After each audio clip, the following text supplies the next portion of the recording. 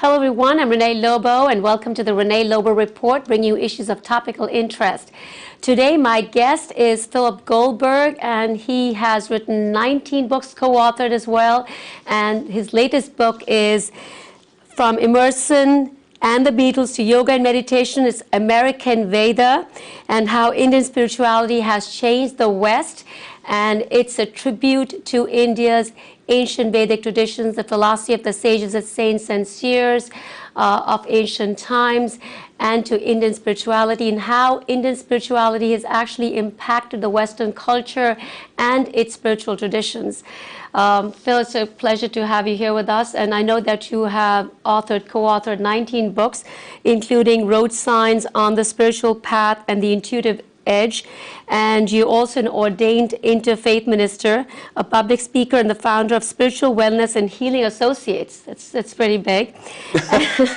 And you also have a regular blog on religion in the Huffington Post as well. Correct. American Veda, the name itself is like, you know, connecting the two, East and the West, American and Veda. Why call Veda American? Let's start with that. The truth is, it was my editor's idea. Oh, was it? Okay. But I came to like it, and because it has multiple meanings. Right. Veda, as you know, means knowledge. Right. And so there's the Vedic tradition, as it came here, was adapted and presented in ways that could be acceptable and easily assimilated by American culture. And the great gurus who came here, from Swami Vivekananda onward, all were very skillful at taking the great teachings of the Veda and adapting the language and the presentation to the culture that they found themselves in.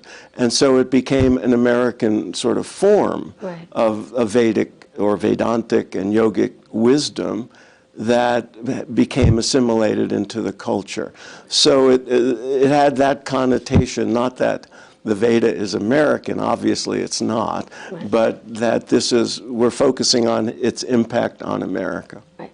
I know that in 2009, in Newsweek, the religious editor, Lisa Miller, said we're all Hindus now. Now, she was not talking about the rituals or the prayers or obeisance to the deities, but the core principles of the Vedantic tradition, that truth is one, sages call it by different names.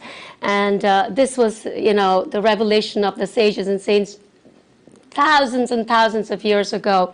So she said that's what she was attributing, the connection, the connect over there, and that American culture and the consciousness of the American mind was evolving, that we're all one family, which the sages and saints, you know, talked about a long time ago.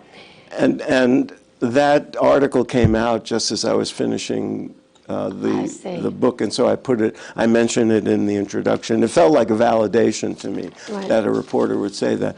But it's not just that core principle of truth is one, the wise call it by many names, is becoming more and more acceptable, more and more the way Americans see spirituality. There are other indications as well. For example, there's been a discernible shift, and there's all data. This is all not just my observation, but data. There's been a discernible shift in away from religion as solely a belief system or a creed that you sign on to, and more a developmental process of the inner connection to the divine. That has permeates the culture, and the separation that people now have between religion and spirituality is an indication of that. People are turning to the inner development, the inner spiritual experience as the most important aspect of what spirituality means, and that's very Vedic in itself. So that, you know, religion is more an organized way of going about it. Spirituality is more self-exploration, so it's going into the laboratory of your own inner mind and realizing who you are. So you think that the American mindset is now veering towards that kind of a paradigm. You could see it in surveys starting from the 1970s, getting more and more to be the most important aspect of spirituality to people. Right. And you talk about in this book, you know, from the 50s onwards, and of course Maharishi Mahesh was, I think, you know, biggest factor over here, you know, that mass hysteria that started off with the Beatles in the 60s, and then it moved on. Then you talk about the Aussies and Harriets of USA, you know, the clean-shaven, clean-cut Americans getting into, you know, spiritual seeking. Well, it actually began, the earlier days, before the 60s, it was middle American, but well-educated, open-minded middle Americans who were drawn to the various swamis and yogis who came here, from Vivekananda to Yogananda and art. Then in the 60s, when the Beatles met Maharishi Mahesh Yogi and learned TM, it was a huge, huge watershed moment. And it became so popular among young people that grown-ups had to sit up and take notice. What was going on here? Why are young people meditating? Why are they no longer doing drugs and instead practicing meditation? This led to the first scientific research on meditation, and that brought it really into the mainstream. So from 1967, when the Beatles first learned it, until 1975, there was this mainstreaming of meditation, and with it, all of the sort of full package of Vedantic and yogic understanding of the world. Right. Now, and you go back, I mean, we talked about Swami Vivekananda, you talk about that, then Paramahansa Yogananda, then you go to Maharishi, then Rajneesh, we talk about Swami Rama, Muktananda. You brought in a whole lot, and you talk about baby boomers, Babas, and Swamis. But you go back 200 years ago, you say, you know, when Emerson, you know, Emerson and Thoreau. At that time, John Adams.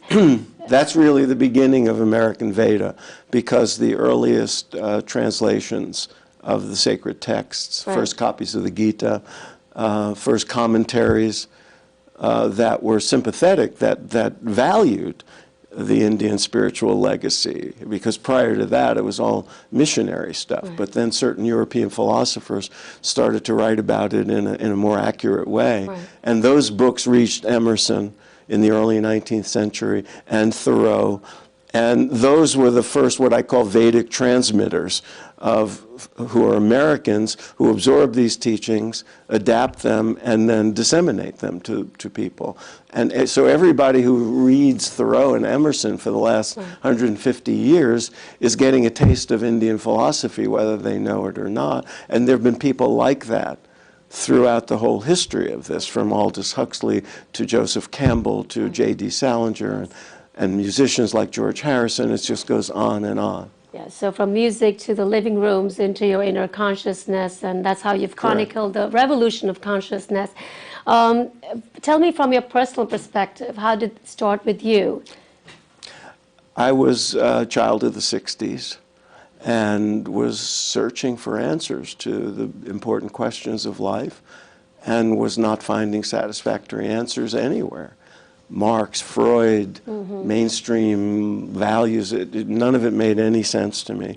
And then in the sort of cauldron of the 60s, when people were passing around books and Ravi Shankar's music was becoming more and more popular, just the ideas from India started to seep in, and I read certain things, and I said, this makes sense.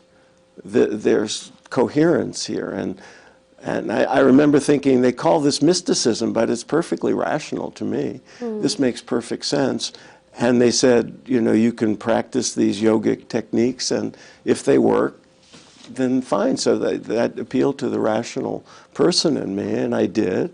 I took up meditation. I became a TM teacher in 1970, and my path has been very Vedic ever since, in a variety of different expressions. Right. And do you feel that it's pretty much the same with a lot of other people, like-minded like you, seeking spirituality more as an inner journey than just something more organized? Right. But it's also interesting that some people have their lives transformed by these teachings, and change their worldview, change the way they understand the world. And they're not necessarily consciously spiritual. It may be a secular. That's one of the great advantages of the Vedic tradition. You can understand it in religious or spiritual terms. You can also understand it in secular terms as a means of self-improvement or a set of hypotheses about the nature of the cosmos and who we are. And you can test it out in your own consciousness. So it becomes a science of consciousness for some people, a spiritual path for some people, and just for some people it begins as, you know, maybe a way to calm down or something interesting to read, and then it becomes something more. And that those kind of patterns have repeated themselves millions and millions of times. That's why I wrote the book, because it's a discernible phenomenon that's had a big impact. So you feel like they're all like people like you, and that's why you wrote this book.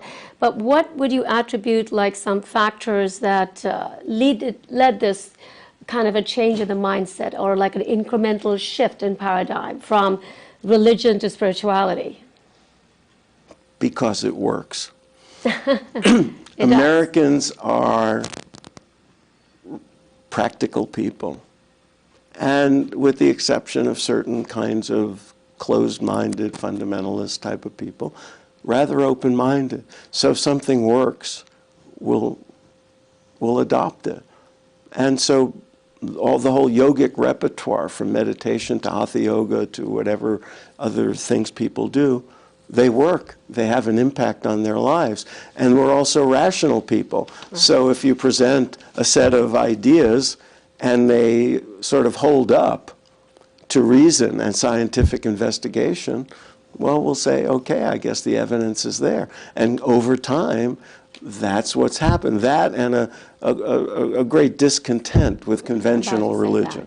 Sort of a dissatisfaction, not getting anywhere. It's not for everyone. Some do get a lot of, you know, hope and solace absolutely. from that. But sure. there are others who are looking for something different. Yeah. And there's been a big movement away from conventional religion over the course of time. And one of the things I think India has given us is one of the great gifts is for people like me, or like Emerson 200 years ago, who had a spiritual yearning, Yes.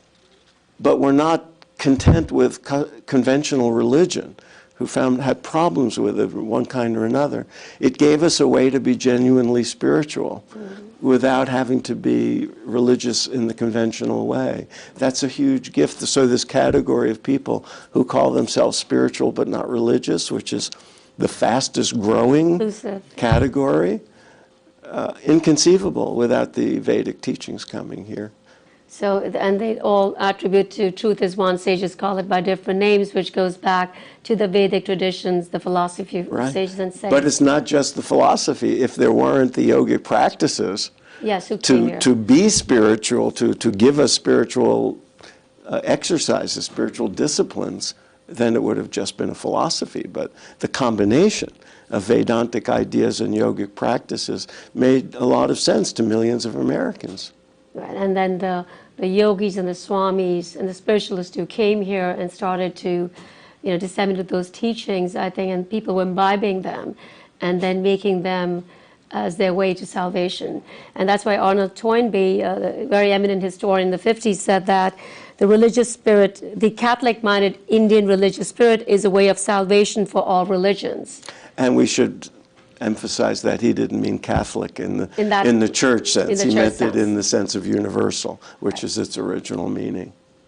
And so that all-inclusiveness creates, you know, the feelings of tolerance, and I would rather say acceptance. And, you know, being America is so diverse, I mean, a land of immigrants. And New York is one of the most ethnically diverse cities. Yeah. So this really works here. Yeah. American Veda would work. Right.